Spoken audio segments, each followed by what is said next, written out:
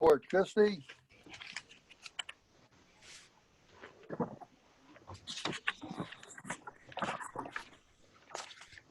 Hold on. Okay. All right. I had the wrong packet in front of me. So the superintendent's report is in your packet. I'm just going to go over the stuff that's in the agenda right now. Can everybody hear me okay? Yeah. Sometimes it Yep. echoes. So our financial assistance for August. August was the first month where all of our ongoing financial assistance clients were officially done under the new policy of 6 months consecutive. So the numbers are significantly lower than they had been in previous months because people fell off. So far, of the people that are no longer qualifying for financial assistance, none of them have reported homelessness or inability to pay bills. So that's good. So we had 2 folks receive assistance with their gas bill this month, 7 with electric, 4 with water, and 6 with shelter. The people that are still on our financial assistance are receiving case management outside of the VAC. So they include people from Joshua Arms Senior Living Facility, Cornerstone Services, and the Housing Authority of Joliet. When you look at the budget sheet that shows all of the percentages, we're right on target. We're actually a little under since we changed the policy for our rental assistance. We're at 44% right now of our total budget. That does not include the COVID stuff that requested with the CARES funding yet. Our electric, we're at 50%, and water and sewer at 57%. So since this is for August, and our fiscal year, the new fiscal year starts November 1 for us. So we have some leftover monies in the budget right now, which is not a bad thing. That's my financial assistance superintendent's report. Do you have any questions? Okay. Do we have a motion to accept the report as given? Make a Motion to approve. Okay, motion's been made and seconded on the question. All in Second favor, of course. signify by sign of aye. Aye. Aye. Opposed? I did Okay, not I hear have it. I did not hear who made the motion and seconded. I made the motion, Wayne. Jack, second.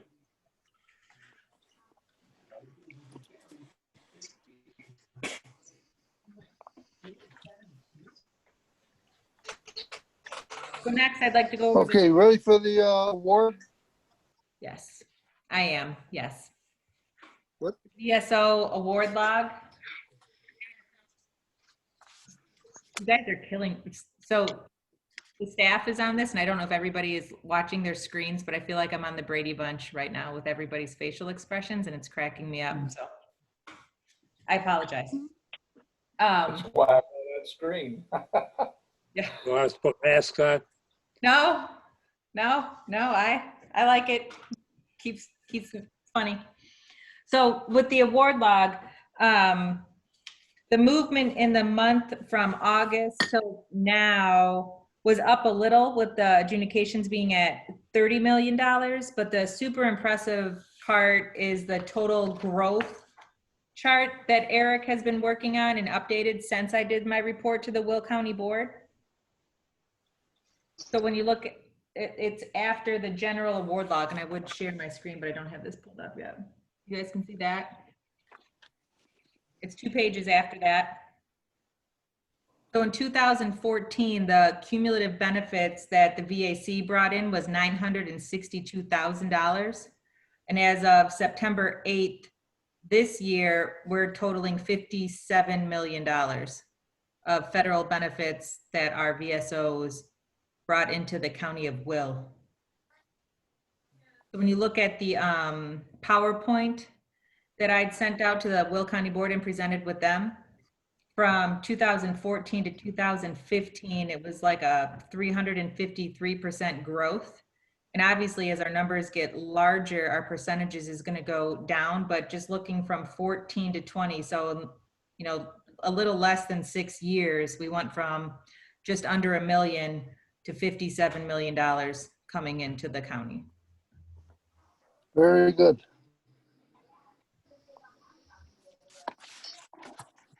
Since we started the meeting, Janet Blue is in here now. She's from Eastern Will County. So Janet, you want to do a introduction real quick? No, I'm sorry. It took a little while for me to get on. So I am the president of the new auxiliary post 1200 in Moni, and I'm also a trustee on the village board. Okay, welcome to our meeting. Thank you so much. Okay, do we need Chris, need a motion to accept the award log, grid activity log? So No. moved. Wayne, Okay. Okay, you need a motion, I'm taking it. all right. Motion and second to approve the activity award log. On the question, all in favor, say aye. Aye. Aye. Ayes have it, okay. New business, Christie's gonna talk about COVID-19. Once again, I didn't hear. I'm having problems with my audio. I'm sorry. I didn't hear who made and motioned Wayne, and who seconded. Jack. Thank you, gentlemen. Okay. If we start going too fast for you, Denise, just give me a yell.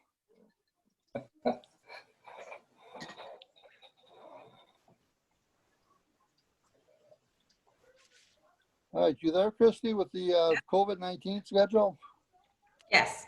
So since our last meeting in August, we've had to do another deep clean in the office and send everybody home. During that deep cleaning of the office, nearly all of the staff would have had to have stayed home if our exposed person had tested positive as well. So rather than compromising the whole staff and the whole office every 24 hours when we have to do these large deep cleans, we've broken the staff into 2 separate teams, and everybody in the staff, or everybody on the staff, is scheduled 2 days in the office and 3 days at home. So the office is still remaining open and the lobby's open, but veterans are not coming back behind the glass or through the door back to the staff. And the funny thing about it is Jen and Amy and I were talking today at the office, and this schedule seems to be working out good right now. The deep cleaning that is happening in the office is not due to veterans coming into the office and bringing it in. It is due to staff and the amount of people that were around outside of the office and doing other things. So the closing of the office and keeping it in small teams and not having people come back is really beneficial to our clientele, not so much to the staff. I mean, there's definitely struggles with working from home. I know for me personally, like I'm in the office Monday, Tuesday, Wednesdays as needed. Same with Jen and Amy. We were all talking today. It's like you come in for the 2 days, you're off for 3, and then you're playing catch up on your first day in the office, and then you're caught up on your second day in the office, and then it starts all over again. But as you can see in the VSO activity report, we've all pretty much kept up with what needs to get done in the office as far as filing claims and financial assistance. So that's the update. So we're open 5 days a week. Staff is rotating 2 days in office, 3 days outside of the office from home. Veterans and clients are not allowed to breach the door right now. Okay, any other questions on the scheduling? All right, let's move on to grant opportunities through the Will County VAC. Awesome. So as you guys might recall, though I think you only saw her in person once, Valerie, who's a staff member in the office, was specifically hired to help with community collaboration with grant opportunities. And I think Val, you started January or February? February 10th. Right, February 10th. So I literally think you got to see her one time at a meeting, because then we closed down on March 17th. So in the meantime, Val and myself have been working with the county response to COVID-19. That's how we started the hotel project, and we housed all those folks. I sent you guys that letter to the county board where we housed 126 people in 3 months. 20 veterans have been housed since COVID-19 out of the 33 that were homeless, the other 13 self-resolved. But long story short, while we've been working closely with non-veteran community providers, the VAC has really stepped up and filled in some gaps that are out there in the community. And before I keep going, Jerry Ann Wiesbrook from Military Mama Network just stepped in. So Jerry Ann, you want to introduce yourself real quick? I was trying to be unnoticed. Hi, I'm Jerry Ann Wiesbrook. I run Military Mama Network, which is a nationwide support group for military veterans and their families. And I'm here at Christy's invitation. Very good. Welcome to our meeting. Thank you. Okay. So through all of the stuff that we've been doing out in the community and working with community development department at the county level, there's lots of money coming into Will County right now, specifically because of COVID-19. What we, and Val, interrupt me whenever you want. What we have noticed is that when folks come in, they're more successful ending the cycle of homelessness if you can get them housed as quickly as possible. Out of the 126 that we housed out of the hotel project, there has been 3 failures so far. And one kid actually moved back with his parents' house, and not necessarily a failure, but you know, he's not in that project anymore. Another person passed away. Not really a failure, they're just no longer in the housing project anymore, or the grant project. So in talking with the people that control the grant dollars through the community development program, they have brought to our attention that the VAC qualifies for some of this money. So you don't have to be a nonprofit like we have with our Patriots grant. You just have to have a plan, a strategic plan to ensure that you're ending homelessness and creating a positive impact in the community. The one, The same thing. say again. And experience doing it. Showing that you have experience housing people. Oh, yeah. Yes, They're pretty clear about that. yes. What do you do? So, yes. So I talked to a representative from SHPA today, which is the Supportive Housing Program Administration that helps the state formulate how much funding is going to go into the office. And the SHPA rep said that the VAC pretty much already does all of the benchmarks that people need to be successful at housing people. So, you know, Val has been trained in a thing called diversion, which means when somebody comes into homelessness or is about to become homeless, she can divert them to a path without having to spend any money. As you guys know, we've ended veteran homelessness in 2016, and we did that within like 6 months, which is unheard of. And we have practices within our office that could be a good path for the rest of the county to follow. We just need the opportunity to follow it and make a difference in the community's, you know, response to homelessness right now. One of the caveats is, and I'm specifically focusing on ESG, which stands for Emergency Solutions Grant, and going for a larger grant like this that's open to the community, the VAC needs to be open to serving non-veterans underneath this specific grant line item. I have a question. Wayne has a question. You commented that other communities are or are not participating. Who isn't participating, or who is? What other communities? You talking about Joliet, you're talking about Shorewood, Crest Hill. I mean, what are you talking about?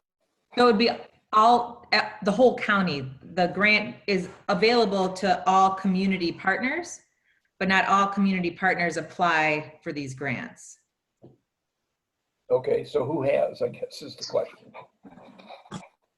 So you know how in like the VA world, we call it the Big Five, the American Legion, the VFW, those folks. So in the COC community world, we have the Big Five, I guess. Daybreak, Morningstar. Did you guys just get some? You got DHS dollars, right, Nicholas? So I don't know specifics on that. I'm only just getting back, and there's been a lot of changes with me getting back, so I'm still trying to get caught up. So, Okay. My understanding is yes, that Morningstar did receive some of those funds. Okay. Conversation that I had recently had. Yes, good I point. could be wrong, right? But I understand that some of those funds have been received and utilized by Morningstar. So it's your normal people that you read about in the paper. Sometime. When you say serve the larger community, BAC standpoint. I couldn't hear you. What did you say? I'm sorry. So when you're saying, you know, part of this grant would be to serve the greater community beyond veterans, what would that look like? You know, you had Homeless Tuesdays back when there was homelessness. What would that look like for, you know, like what outreaches do you guys do to veterans that you would then be expanding to the community? So in the COC, there's a program called HMIS, which is Homeless Management Information System. So a homeless person, and the VAC is already an entry point for homeless people. So that means any person that comes in to use the shower or presents themselves as homeless, we have been given the licensure, permission, and, you know, pretty much asked to put them in this program. Our outreach services, like Val, and she has an intern named Brandy from USF right now. And is Joe on this call? No. He's not, but he's definitely part of outreach. Yes. So we have support staff right now in place that can support this grant opportunity for non-veterans, because neither Brandy nor Joe have to be veteran specific. Our budget per state statute must go specifically to veterans. This monies that would come in would be put into our budget, but it wouldn't be part of our general operating budget. So they wouldn't be the financial assistance clients would absolutely qualify if they present as homeless, and veterans would be given a preference and meet with Val, and we do all the same wraparound services. But if we expand just this grant due to COVID-19 right now out into the community, we can cut through some of the red tape that the Big Five service providers have in place. Okay. It's more than just red tape. I've got 5 veterans as of the last 24 hours that are homeless, and there are no services that I can get for them, with the exception of I was going to reach out to Morningstar. So a lot of them are on hotels, self-paying. We're trying to get different funders for them. Both specific SSVF programs are on hold, so that's not an option. I reached out to the Heinz team. I was on the phone with 2 of them today. It's just kind of a lot of slam doors. There's a lot of homeless on the street as well. So it's just, it's not even red tape. I've never really seen anything like it. There's millions of dollars available and it's not being utilized properly. It's been a mounting frustration. So with the exception of Morningstar, I don't even know any options we have. And I know that Nicholas and his team are busy. I'll just say that, but doing the best they can. All right, so I know it's outside of the immediate area, but what about Midwest Shelter for Homeless Veterans? They're the ones that are on hold. They're on They're on hold. hold as well. Yeah. Okay, Mm-hmm. that's what I had thought, but I wanted it stated. Yeah, I just got the email from them today just to confirm, because Liz from the Heinz team said she thought that they were actually for the first time on hold and Catholic Charities was not, but actually everybody is on hold. So I have 2 guys waiting that are completely appropriate for SSVF, Supportive Services to Veterans Families, for hotel stay, and a program called Rapid Rehousing, which is ESG, same thing. And I can't even get them into either one. My best solution is that maybe a week from Friday, Catholic Charities might have an opening. That's exactly what I was told. And that was echoed by Hines. So as far as veterans receiving services, it's not going on right now. All right, so then the question is this, on this ESG grant, is there a percentage of the recipients that have to be No. veteran or non-veteran? So It's our discretion, actually. The specification is that the individuals that you do give priority, if anyone, to, is at risk of coronavirus, and special populations, minorities. That's really all that's written. all right, so then the next question is, functionally, how does this change? Receiving this ESG grant, you know, either Val or Christy, if you can talk us through, how does that change the functionality of the staff? Not just Brandy and Joe, the interns, but of staff, and how does that functionally change what the VAC office does or does not do? I think it's just me. I mean, that's what I was hired to do. Pre-pandemic, I didn't think it would look quite like this, but that's just kind of what I was hired to do, is to house veterans and to collaborate with providers, which I do. Trinity has been very good. Right now we're working with them. They're actually housing veterans in their civilian rental assistance program. I think they have 2 right now, which is really unusual, but they're helping out in any way they can. So it would be like my primary function, as well as the support staff of intern and Joe Martin, who's a recovery coach. As far as the VSOs, they tell me they email me people that need help, but I don't see a change in function. Christy just does what she does. All right, so then the next question is, how does this, so does this mean then that the VAC office is going to be doing an outreach or doing as a point of contact for all of these other organizations that are on hold and looking for housing? Or what does the functionality of this grant look like in the office is what I'm really after. Well, they'll be calling me.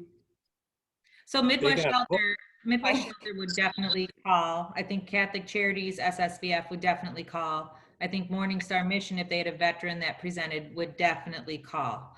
The uniqueness about this ESG grant, when I talk about the community service providers, is normally when these grants become available, or grants like this become available, you have to go through the continuum of care and you have to compete for these things and then go through this whole COC process. This grant is coming specifically from the county. So there is no competition. So like Val said, she's got 5 on the list, her list right now, that there's no services for them. So she would be able. Who else is using this grant in the county? What other organizations is using this grant in the county right now? Well, SSVF is the same thing as ESG, but they have a different name for it. Yeah. So SSVF it's exactly the same services. Other than that, Trinity, the housing program, if we're talking about that kind of rental assistance and emergency shelter, and of course Morning Star and Catholic Charities has civilian and veteran services. Well, Daybreak opened again Thursday, Did they? and they only had 9 people in motels to get checked in. So how many people are they going to be taking? I mean, right now, Morning Star Mission is it. We Correct. have no other. Right. Thursday, they started checking the people in from the motels. All right, so if They had 9. So if Catholic Charities, if Daybreak is reopening, Morning Star, SSVF are already doing this with the ESG grants, what is the benefit or the reason for the VAC office to also do the same thing? So they're not it's not available. It's not, they're not doing it. Not there. That's why I got 5 guys, well, a female and 4 males that are waiting. It's not happening. They have the money. The line item in SSVF is probably over $1 million right now in both agencies. They don't have the staff, so they keep going on hold. So it's access of the money. There's a lot of money out there, but it's not being available. And in my mind, that's the whole point of all the CARES money, is to prevent and respond to coronavirus. So that's my frustration, Denise, is that money is there. I worked for Catholic Charities for 4 years. I know what the capacity is and what they can do, and it's not being done. Not necessarily anyone's fault, but that's the reality of the situation. So it's not like there's a lot of providers out there that are just sitting around doing nothing. Everybody's very, very busy, but we need more people to administer the funds, write the checks, frankly, call the landlords, get the units. That's a huge one. And be able to put people in hotels until they get housed. That would be the goal. And if I had the money today, I could have that answer for 5 different people. And it's been a really long, hard day, and I've just given a lot of like bad news. That's what it's been, a bad news day. So, Understood. And I appreciate your putting it that way, that it's there. It's just not being implemented. So you're saying, Christy and Val, what you're saying is that the reason that you want the VAC to go after the ESG is because of the track record of the success that the VAC has had through the COC since the beginning of COVID, and that you want to apply that same successful track record. But in order to do so with the ESG, you also have to be open to taking non-veterans. Have I kind of summarized that? Yes, and that's So not. what's the ask? That's not to say that we're going to even have, once Val gets going, that we're going to even have any money left over for non-veterans. But right now, our priority is the vets that Val's working with. But to be completely transparent, we have a guy that comes in the office when it's open named Chad, who's been homeless for 6.5 years. Morningstar Mission just lifted the ban on him because he was banned from there. He can't go to Daybreak because they're not taking any new clients. So he sleeps in a tent behind our office. I mean, he would be one that we could house through this, but getting. All right. So what is the ask of the board? Because are you asking the board to give you the green light to go for this grant for this purposes and to be used in this way? Is that the ask? Yes. and this grant, by the way, this money needs to be expended by January 31st of 2022. So there is an end right now. That's the hope, that we'll have resolution by whatever that is, a year from January. They're hoping COVID will be done. Yeah, and they have a lot of language about you can ask for an extension. Yeah. Okay, so what I'd like to do then, Chairman, if I may, I'd like to make a motion that the board vote and that the board gives the green light to the staff to secure some of these grants and to begin using them right now. Okay, we'll accept that, boy. We have. I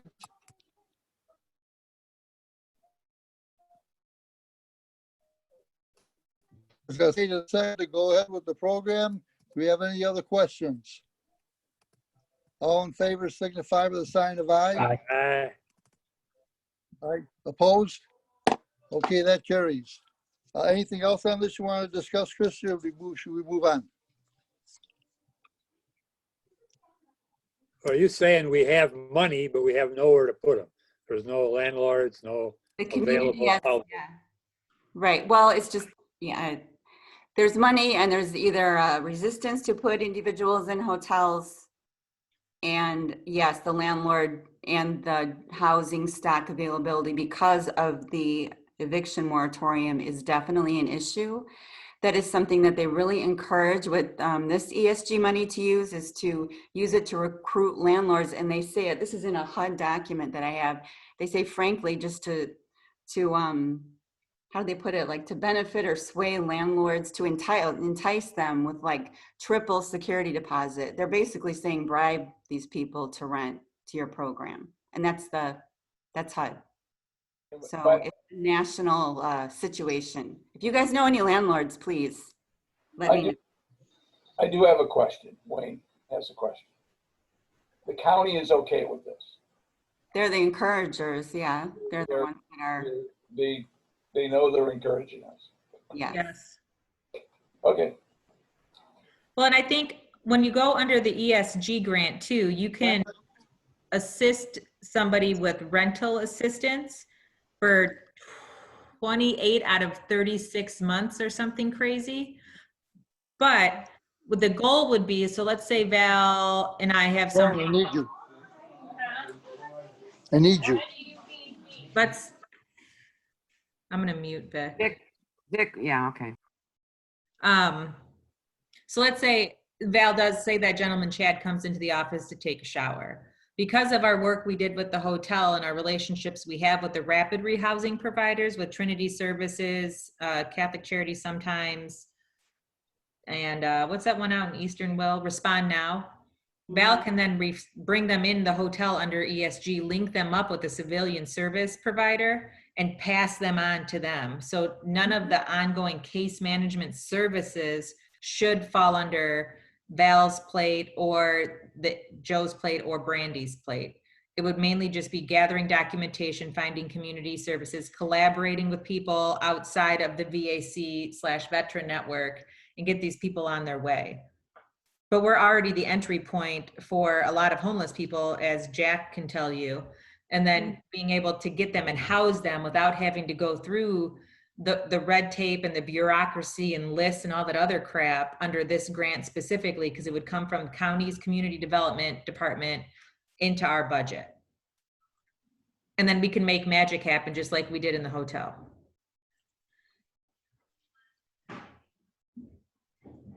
So are the hotels basically phased out now? No, They took clean theirs out. Right. because they're out of money. Guardian Angel still has 13 guests at the at the Comfort Inn, but all of the COC guests have been moved out of Comfort and back down to Morningstar.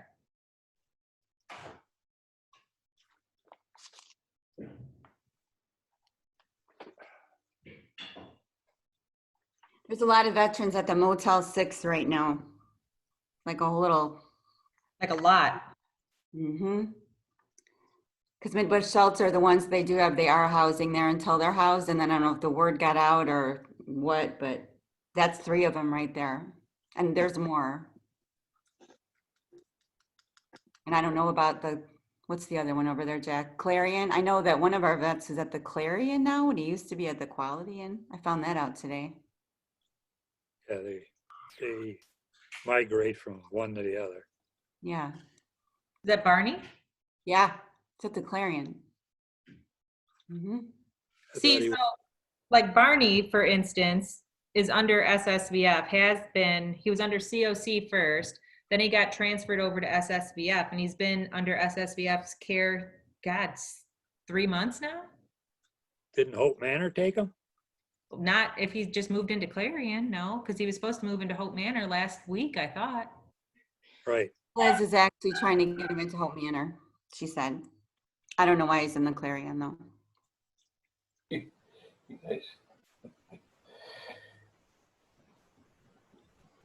guys really need a scorecard. We do. You bet. I'm glad you keep track. I can't. Yeah, it's a mess. We're just trying to move people along because we had a lot of success with having people in the hotel and getting them, working with Trinity, getting them into permanent housing way above what the COC's rate of housing people is. So it does work. That's how I understand that's how you ended ventured homelessness too. So we have a process. If we just had, the money, I think we could make a difference, get people off of the street or out of tents That's the other thing. It's going to get cold. And to be frank, the community does not have a very intelligent response on how they're going to deal with this. I'm like flabbergasted that, I know it's a lot of shoulder shrugging and no, we'll talk about that again next month. So it's scary. Not a lot of organization, I'm afraid. So how are we going to survive if we don't have a cold shelter? Correct. Yes. For instance, right there. But nobody's talking about that specifically, or the fact that we really have nowhere for out of county individuals to go. So if you don't have an ID, where are they going to go? I mean, they are in the community prevalently. That's concerning. This is Tom. So then again, what are we going to do? We've applied for this grant. What exactly are we going to be able to do with that money with all of these complications? Well, according to the grant, it's pretty, I don't want to say loose, but it's to prevent and respond to coronavirus. So, I mean, the immediate plan would be to put them into hotels, and we do have the relationship with the Choice Hotel Group. Mm-hmm. They're very good. So that would be like, the first thing that you do. And then from there, work to provide, to get them into, a rental unit. Right. Okay. So it's like the first line of defense and then the second, and that is what works. Yeah. Right. This money is so flexible. It says you can provide transportation to individuals' medical appointments. I don't think any of the communities are doing that. It has a lot of flexibility in it, and it also has written in it, if you guys have an idea, you want to do something that we haven't mentioned, just write up like your plan and send it in as a waiver. Sure. So it's very flexible. Okay. But then there's a need for people to be able to run all of this stuff, right? Or organize it or carry it out. Right. Yeah. Okay. All righty. Thank you.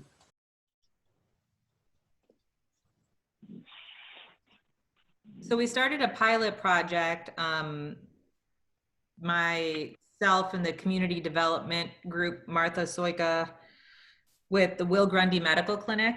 And there's a lot of, so as you guys know, there's, veterans in the community that are homeless or about to be homeless, and they might have like a 20% service connection, right? But out of their service connect, and they get seen at the VA for that service connected stuff, but maybe, they don't have the ability to get to any other type of doctor's appointments for, I don't know, let's say they need dialysis or something, and they can't go to the VA for that. The Will Grundy Medical MOU that we have set up, or that we would set up for the VAC specifically, would be where we would refer to the Will Grundy Medical Clinic, and then they set them up with community health providers that would, get them enrolled in Medicare, Medicaid, make sure they have prescriptions, make sure they have mental health, make sure that they have transportation, a cell phone, food stamps, all of that other stuff that we don't generally do. We've already started working relationships with people outside of the VA to make sure this stuff gets done. So we had a gentleman in the hotel that is service connected, but he was not service connected for his TBI. Was it his TBI, Jen?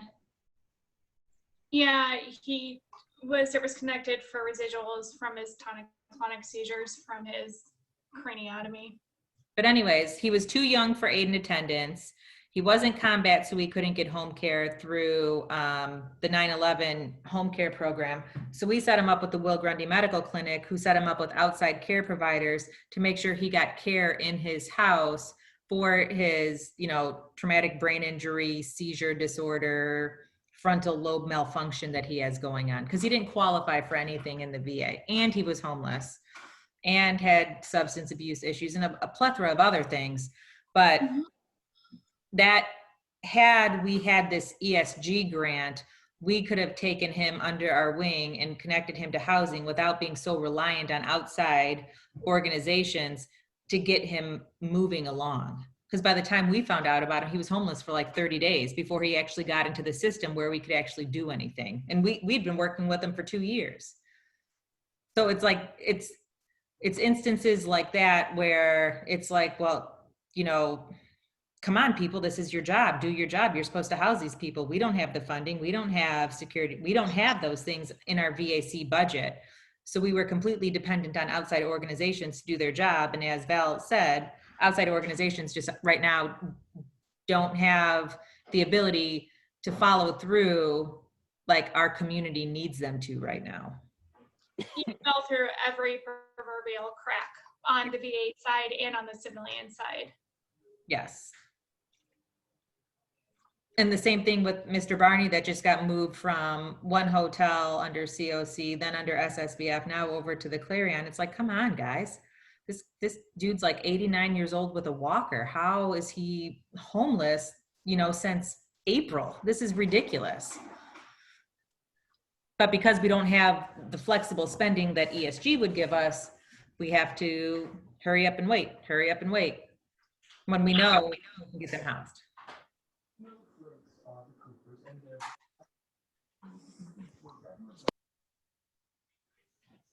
So, and then I think we should move on.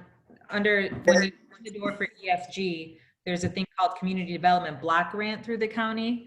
And combining the ESG and the CDBG grants would give the VAC the ability to make like a transitional housing or veterans housing permanently for our clients within our community. And we could partner that up with our Patriots and include Kendall, Grundy, and Kankakee under that as well through the COC and our Patriots. And have a broader cast of our net to get veterans off the streets.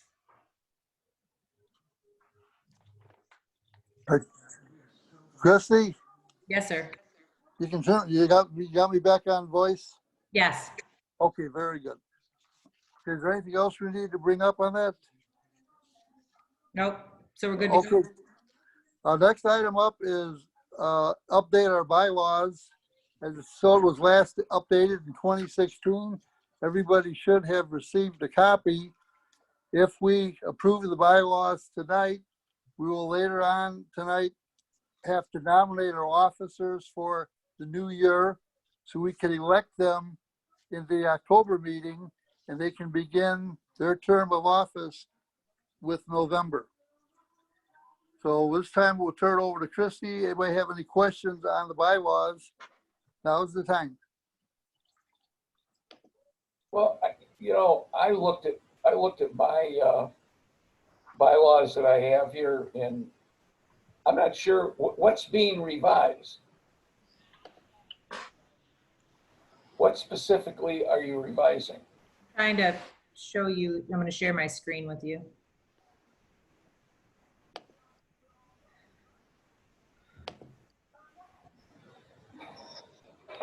Because all I see is what was highlighted in yellow. Can you guys see my screen right now? Yeah. Yeah. Everybody's got it? Okay. So in Article 7, nominations and elections of officers, it keeps our current schedule, but then has a special meeting in September, which is where we would be right now, specifically for elections. So the goal of these bylaws, like our old bylaws are fine. And I mean, there's nothing really wrong with them, except for the fact that they lack accountability and reporting. So what these bylaws do is it's specifically put in there when we do this, instead of all of us, sitting around the table saying, oh crap, is it an election year? I think it is, let me look, that type of stuff.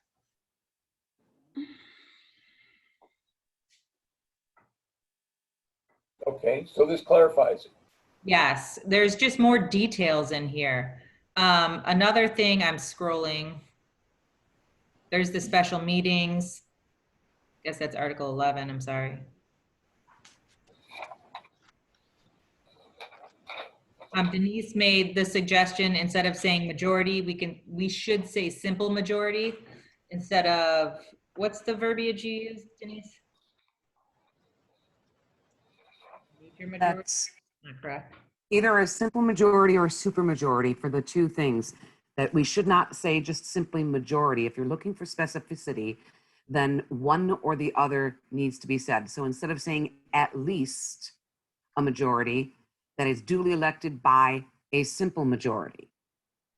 Again, those are not exact terms, meaning that but they are generally understood as a simple majority is 1/2 plus 1, and a supermajority is 2/3. Those are the common understandings. I don't know that we need to spell out it's 1/2 plus 1, and I don't know that we need to spell out that it's 2/3, but that's something that I do think that it's important to, not for this group, not for right now, but if we're, again, setting things up for future, that these are the types of things that I think we would want to be more specific about.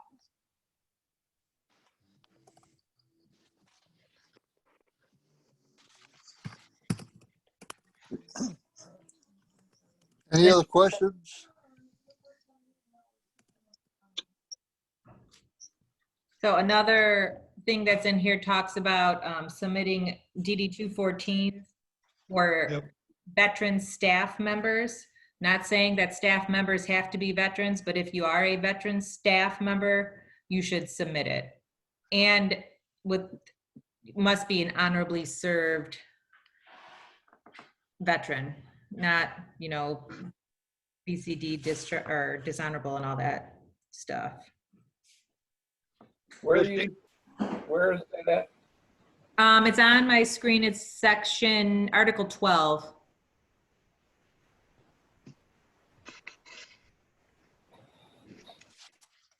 Section 10? 12. Well,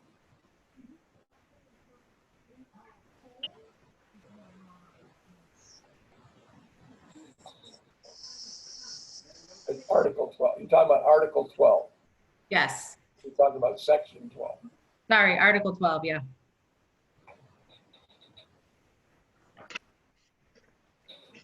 Scroll your screen to Article 12. That's where it is. Okay. A little foggy tonight, but what are you talking about with this, with the DD 214?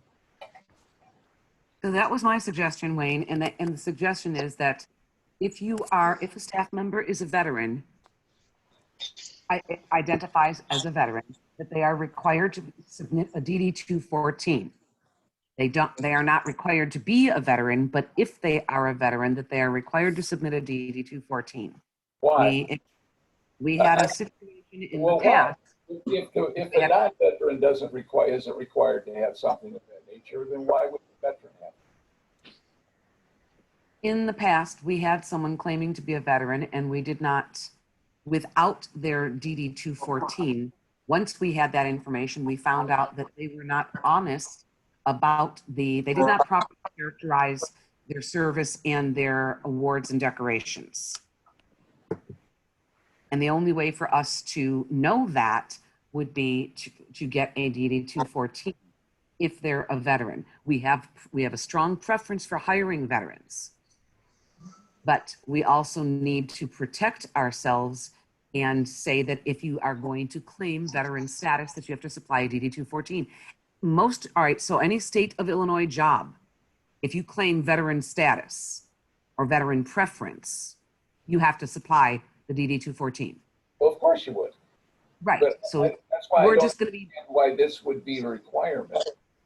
because it's in line then with the states. As it is right now, there is nothing that says if we hire somebody and they claim to be a veteran, that they have to supply a DD 214. It's just simply adding that in as a requirement. It is in line with what the state does. Seems redundant, but if that's what you want to do, that's fine. I hear you. So can you think of a reason to not require it? I certainly thought it would be implied if you get if you want a preference for veterans. I don't know. Right. I hear you and I agree that it would be implied, but we had the situation in the office with a person. But why? That's my question. Why would that not be done? Would be the question. Do we do it? Why wouldn't it be done? So Well, and right, that's what I'm asking you. so right now, when somebody applies for a job and we put out the, job description, all that jazzy stuff, we're not allowed to say we only take veterans. We're not even really allowed to say veterans preference. What we are allowed to say is something goofy, but it doesn't, we can't say veterans preferred is not the What verb we we can use. Right. The So, verbiage we can use is very simple, that we say that if you are a veteran, a DD 214 will be required as part of your employment package. Should be on the application. I mean, nobody takes my word that I'm an insurance agent without a license. Right. But what I'm saying is this was not in writing in the bylaws, and it's It just should simply be on the that. application. That's what I'm saying. It should be on the application. Why wouldn't it be on the application? When you there is an application to fill out, right? And it's not on the application, add it to the application. yes, I hear what you're saying, Wayne, but when it's in, so the bylaw, so See, here's why. You start mucking up the bylaws with that type of thing, qualification type thing, and it just makes it less flexible down the road when you want to do something different. You can't legislate everything, but what you can do is make requirements on your application in this instance that says if you're a veteran, supply a 214. But put it into bylaws doesn't make any sense to me. I understand why you would want to see it. Just like I said, I'm a licensed insurance agent. I come into your house to sell you insurance. You say, well, do you have a license? I say, sure. Take my word for it. I mean, nobody's going to do that. But in order to get that insurance for that person, I have to prove I have a license. Can I ask a question? Yeah. No. So, thank you. If someone were to divulge that they were dishonorably discharged, would you employ them? I mean, yes, of course we would. Probably not according to these bylaws, no. Well, but I that's, think that's the question, because otherwise, my background is all recruitment and HR. Otherwise, it would be discriminatory to ask for, proof that they are a veteran for sure, but the dishonorable or honorable discharge, that's the piece that could put people off applying if they think, well, I'm not going to be considered equally for it because of my discharge papers. So you know what? Janet? so I think that's the point. If you put it in the bylaws, then you're stuck. You put it on the application, it's implied that if I have a DD 214, I have to show it. You have the flexibility to say yay or nay. But if it's in the bylaws, you have no choice. But I think we had an instance back in the old office in like 2015 where it's not on the application. The application that we use for employment at the VAC, because we use the county's website to post jobs, is the county website's generic application they use for everybody. They do not ask for a DD 214. They ask you to identify your service just like the census does, Wayne. So we had a gentleman that came into the office. We interviewed him And I think Jack and I actually interviewed him, and we didn't hire him. And he served 19 years and got out as an E2. And he didn't feel he needed to explain himself after 19 years in service, got out as an E2 because he furnished his DD 214 voluntarily, so therefore we shouldn't hold it against him. What he didn't want us to know is that he was in service, charged with sexual assault on one of his recruits. He lost rank. He didn't go into civilian courts for it, but he lost his military career and got out with nothing. And when we looked at his DD 214, we knew something was wrong, but we didn't really. Was that you, Jack? No, I don't know. I don't remember. It was somebody. It was me. Was it? There we go. I knew it was somebody. But remember, it was a hot mess. And that would certainly disqualify a person. But a background check is what's required in those type of instances for any person. It wouldn't have popped up on a background check. You're in my screen. Yeah. Why wouldn't it? Because it was all done in the service. He wasn't charged with anything. He lost rank and did all this other stuff instead. Right. So I'm If I thinking could- that if one I of could- the, This time, I was just gonna say, DD 214 can just show a separation from service, then you go into the reserves and everything else. So subsequently, you could do something and it wouldn't show up on a DD 214. You'd have to depend on an honorable discharge. right, so, all right, what I'm thinking that, we're getting way into the weeds here, folks, I think, and I'm thinking that one of the ways that we might be able to address this is, so currently the proposed language would be that a DD 214 and honorable discharge is required if the person is a veteran.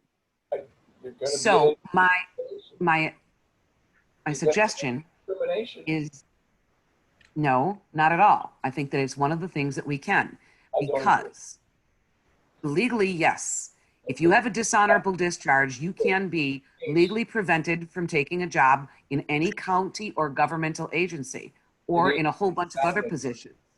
You're not an attorney, Denise, and neither am I. If we're going to do anything of that nature, then I think we need to have a legal opinion on how to proceed, because this is getting way too complicated, particularly for bylaws. So as I said, I'm trying to simplify that and sidestep the entire issue. So what I'm saying is, again, that we take the language about the characterization of discharge out of the bylaws altogether. And we just as it is currently, and that the only addition or change to the bylaws language would be to say that if you claim to be a veteran, that you provide a DD 214. We, on the application, on most job applications, except the current county one that has been used up until now, there's a box that says you are a veteran, and if you check the box that there is a perjury clause on the application, we can add that in on an application as well. Maybe we want to talk about, do we want to do just the application and put that clause on there, or do we want to just simply have this, if you're a veteran, supply a DD 214 with no language about characterization of discharge? I tell you, we brought up so many issues in this, that doing this without legal assistance, doing this without approval from the county, if we're going to use their facility to hire and fire, I think it would be detrimental to the BAC if we proceeded with this without that type of resource, an attorney, a legal, somebody in the personnel. I mean, we need more than this to make a decision. At least Are we still using the county application, or do we have our own? No, we have the county post it, and then what we put on the posting is that people need to fax or email their resume to us specifically. But but not everybody can follow directions. So some people still go on the county website and fill out the job application, and then it's submitted directly to HR. Needless to say, Well, those we people have that to can't use follow our directions application. usually don't get hired. But you never know. Even if an attorney wrote these bylaws, that doesn't mean that he thought of everything. This is something that comes up. This is something that can be reviewed again. And look how long it took us just to get to use another organization, a Patriot Fund. Look how long that took. And we had an attorney doing a lot of that stuff. So I think it, in the vernacular, it goes back for review, attorney review. That would be my motion for that aspect. That doesn't mean we can't pass the rest of the revisions, but for that particular revision, I think it needs to go back. Okay, so Wade, you're saying we should take that particular section out of the bylaws at this time? As it's revised, yes.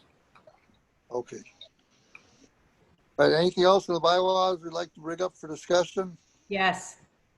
Go I'm ahead. sharing my screen again.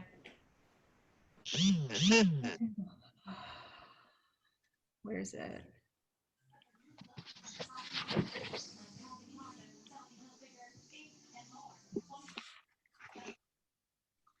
Of course, now I can't find it. So it's about membership.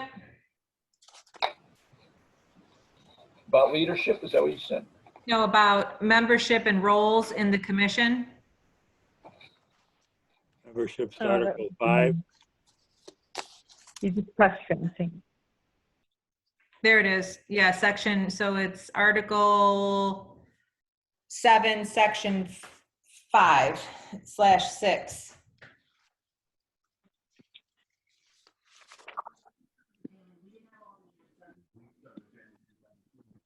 Vacancies? Not vacancies, but number 6 specifically. How do you guys feel about opening up commission roles to auxiliary members? Because we need to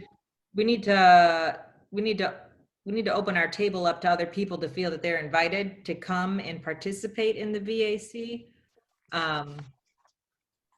And I think the auxiliaries within the posts are, in my experience in working with you guys as posts, are the ones that really do the community push with things sometimes. I'm not talking about you guys that are on this call. I'm talking about, you guys show up, but not everybody else shows up. And we need people to come to the table with us that have ideas outside of our own. I mean, I've been here since 2012. And I love all of your faces. You're a newcomer. What? You're a newcomer. Right? That's my point. Like that's my point. And I think, No, go ahead. if I could have the floor for a moment. Yeah, go ahead, Wayne. I think that's an excellent idea. Going back 20 years ago, it was in some posts, it's hard to find officers. Right. I mean, it's been a problem probably since the Vietnam era. So that's 50 years. And there is a lot of interest in the auxiliaries, a lot of interest in some of the veteran organizations that we don't include. I think that that's a good idea. I think it makes a lot of sense. And having new ideas requires turnover. I can remember talking about the old timers when it was the World War II guys that helped start the VAC, and I can remember chiding them about, they were too old. Well, now I'm too old, and that happens. That's the process. So opening it up to a wider organizations makes all the sense in the world as far as I'm concerned. So it's That's my argument on that score. I think that's a good idea. I'm for it. All right. Christie, can you bring up Article 6, Officer, Section 1? Yep.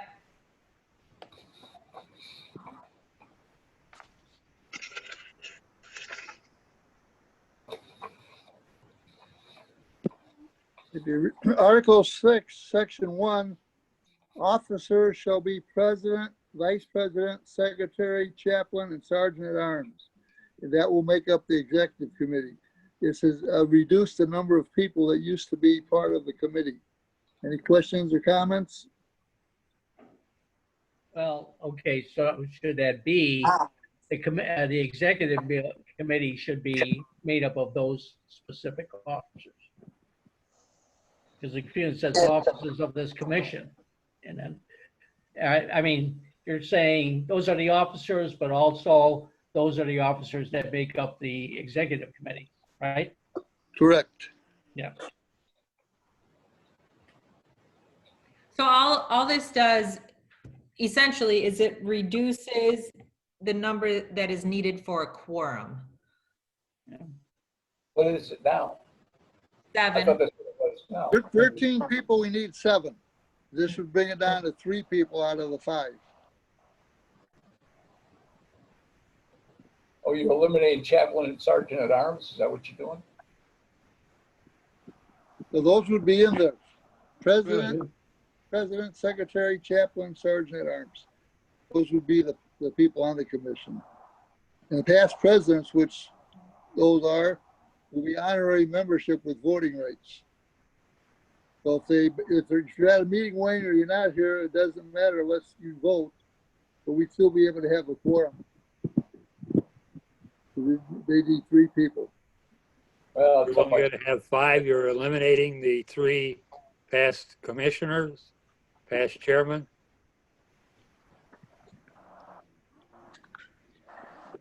For the executive, yes, essentially.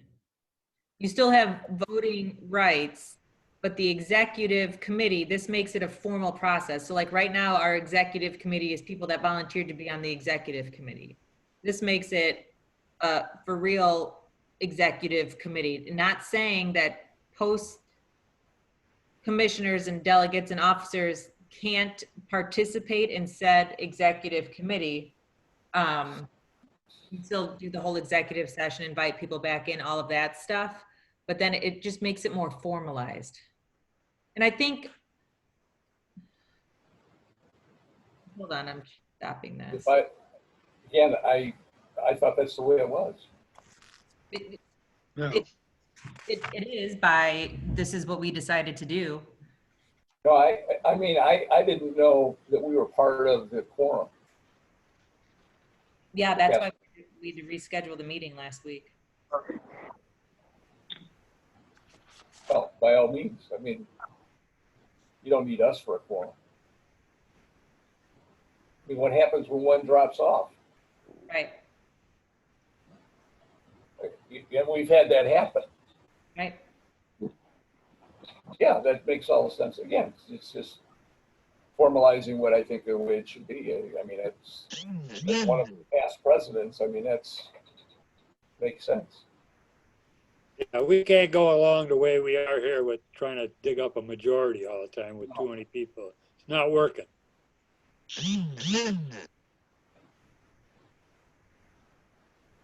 Okay. We need what do we need to do as a board here for these revisions? Is this the last part of the revisions? Yes. So just so I'm clear, everybody's cool with opening it up to the auxiliary for memberships and officers, yes? Yes. Yeah, yes. Everybody's good. We didn't go through this section, but where it talks about superintendent, assistant superintendent, senior VSO. I'm cool with having accountability in the bylaws. I'm gonna assume Jen is as well. I agree. Oh, yes. So the part that needs to be reworked is the DD 214 thing.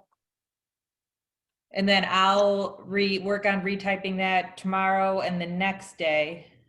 And then I think, I don't want to pass partial stuff. I think we should do it in a whole. Put it on hold till next month then? Well, if we do that, then we're not nominating this month, electing next month and beginning in November. So that does put us behind the 8 ball here. So here's my suggestion would be to, as Wayne said, take that whole thing out about the DD 214 for staff. Take the whole thing out, leave it just as it is, and address it if we feel the need to through legal, through the job application itself, and perhaps add it in something later. We can amend the bylaws later. But I think that Vic's original statement about getting this done tonight for those reasons is valid. I might suggest, Vic, you take that as a motion. Okay, Yes. we'll take that as a motion. Do we have a second? I'll second it. Okay, on the question, all in favor signify by the sign of aye. Aye. Opposed? Ayes have it. So what we'll need to do is get some names, nominate some officers for the new year. But that'll be under good new business, so let's finish up the old business first. Christie, you got a Will County CARES funding of $120 million. Yes. So at the Will County Board presentation, I sent a letter of interest up to the county executive's office.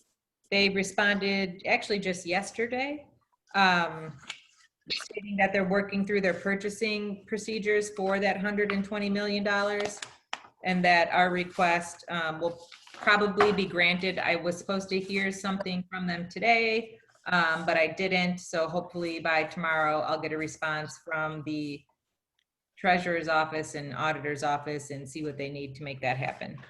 But we're looking good. My paper's messed up here. And then the next thing on there is the new building update. So I don't remember, I'm pretty sure we didn't go over this in August.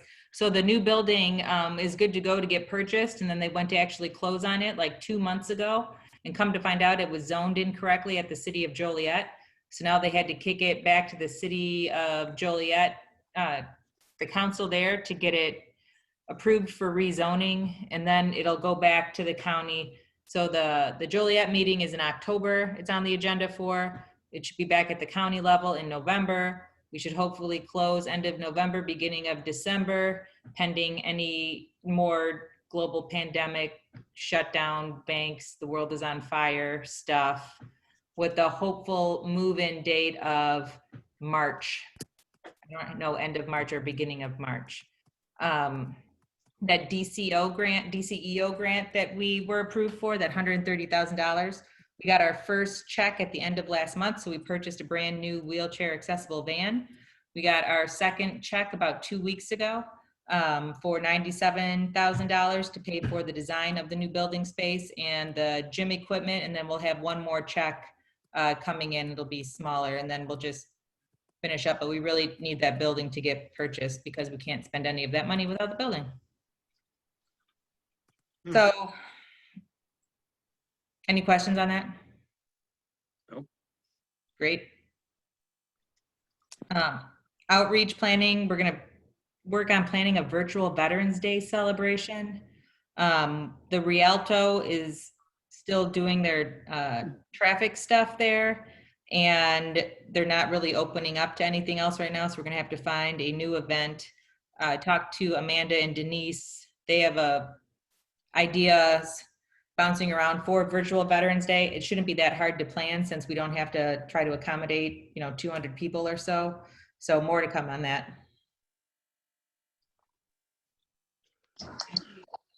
Then the VAC employee training for 2021. We don't have to travel to do any CEUs this year. We've been given a waiver because of COVID-19 from the VA. So Eric And other staff have been, well, they were teaching classes at the VAC office for CEUs to stay up to date, but everybody has a membership to a big VA organization called Nova, where we can download videos and share thoughts with each other. So we're good to go until next year right now. And that's the end of the agenda. Okay, then the last thing we have to do is get some nominations for officers. We'll have the nominations this evening. We'll open them up again next month at the beginning of the meeting in case there's any other nominations. And then we'll go into the election of our officers. So first one up is president. Do we have any nominations for the officer of president? Do we have any nominations for the office of president? So Vic, can I make a suggestion? Go ahead. Can we do this via email maybe? So people aren't like, oh, well, crap, I'll do it. I'm like, Do you want to do the nominations by email? yes. Okay, we can do that. We'll make, do we get a motion to make the nominations via email? I'll make a motion. Second. Okay, on the question, all in favor signify by the sign of aye. Aye. Aye. Opposed? Okay, then the last thing is we've got the best turnout we've had in a long time for October. Do we still want to meet the second Thursday at 1 in the afternoon, or are we better going with the 7 o'clock meetings? For a while there, we had them all on a weeknight at 6, and then that started not working, so we went to the 1 o'clock on Thursdays, which has been working fine, except the last couple of months. We're having trouble making quorums, what have you. Any thoughts on that, Christie? I'm okay with whatever. When we switched it from the evening to a daytime, it was that like we had 2 terrible winters twice in a row. And it was hard for people to get into the office. So I think when it's a Zoom thing, I think it's just, it's a priority thing. So I'm down with whatever time you like. Okay. Well, why don't we try next month since we'll have elections, what have you? Is a Tuesday a good night or Thursday? What do you guys feel would be a good night to have the meeting? For me, Personally, Wednesday's the best. Thursday, but You want to make it at 6? Best for me. 7, we did that before, right? 6 o'clock? Yeah. 6 o'clock. What day of the week? I Second, think third, Thursday. keep it on the same date, just move it to nighttime? I would like to say, I'd like to say if we can move it to 7 o'clock, simply because, all right, we just had Nicholas in his car, or Nicholas is still in his car. That's because But 7 Nicholas is at work. He's hiding. Nicholas has like 7 jobs basically. Yeah. So Understood. chances are, if it's in the evening, really the evening time is going to be best for me. But Tuesday would definitely be better than Thursday. Okay, 7 Okay. o'clock I think is better than 6. That's a real strong preference for me. All right, then let's have our October meeting, the second Tuesday of November, rather correction, second Tuesday of October at 7 p.m. Okay.